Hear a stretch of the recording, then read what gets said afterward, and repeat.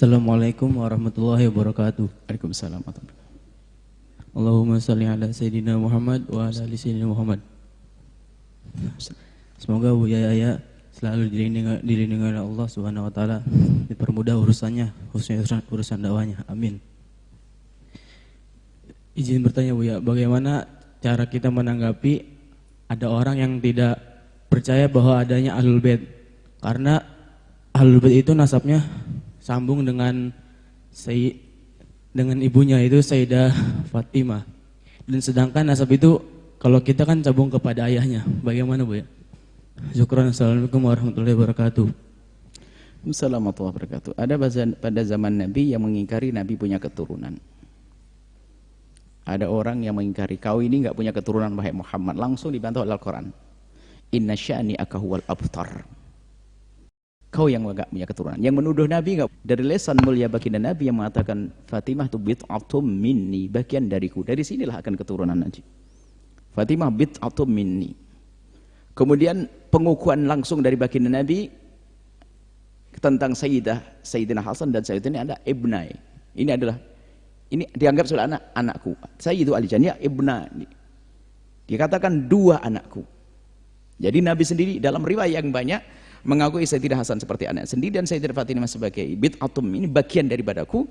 Dan disimpulkan para ulama enggak ada khilaf dalam hal ini. Nasabnya Nabi Muhammad nyambung melalui Sayyidah Fatimah Zahra, ini adalah pengkhususan, tidak ada yang lainnya.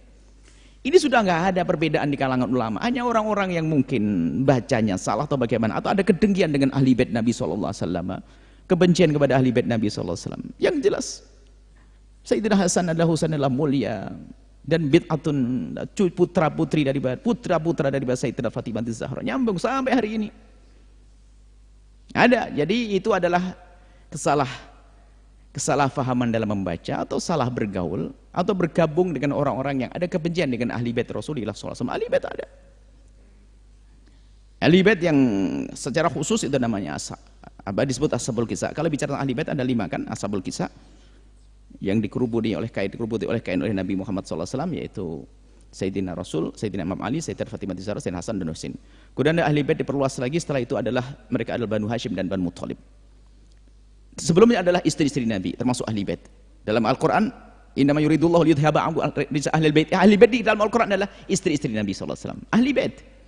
Istri Nabi adalah ahli bait. Kemudian ashabul kisah Nabi Muhammad, haulai ahli baiti, mereka adalah ahli baitku. Jadi ahli bait di sini adalah pertama adalah Nabi Muhammad SAW, Sayyidina Imam Ali, Sayyidina Fatimah Zahra, Sayyidina Hasan, Sayyidina Husain, kemudian istri Nabi, kemudian setelah itu adalah Bani Hashim dan Muthalib dan sampai keturunannya sampai akhir zaman.